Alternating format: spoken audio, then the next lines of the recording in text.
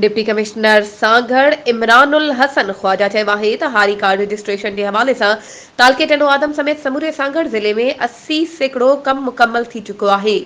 2 ॾींहनि अंदरि 100% थी वेंदो अहिड़ो इज़हार हुन टनो आदम जे रेवेन्यू हॉल में लाॻापियल अमलदारनि सां गॾिजाणी बात मीडिया सां ॻाल्हाईंदे कयो। डिप्टी कमिश्नर चयो त अॼोकी गॾिजाणी जो मक़सदु सिंध हुकूमत तरफ़ां ऐलानियल हारी कार्ड स्कीम जी रजिस्ट्रेशन ते अमल कराइण आहे। हुन चयो त इन हवाले सां को टारगेट नाहे हूंदो।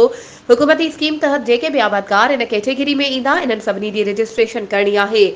हुन समूरनि आबादगारनि खे पैगाम ॾिनो त जेकॾहिं को बि आबादगार रजिस्ट्रेशन खां रहिजी वियो आहे त उहो मुख़्तियारकार ऑफिस पहुची पंहिंजी रजिस्ट्रेशन कराए।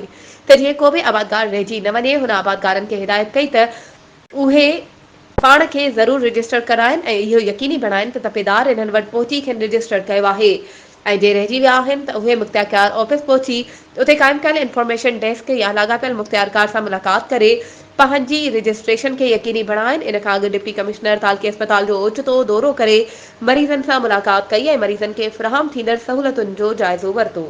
वधीक ख़बरुनि ऐं अपडेट्स जे लाइ असांजे चैनल खे सब्सक्राइब कयो ऐं हा, बेल आइकन खे प्रेस करणु न विसारिजो त जीअं असांजी हर नई अचण वारी वीडियो तव्हां ताईं पहुची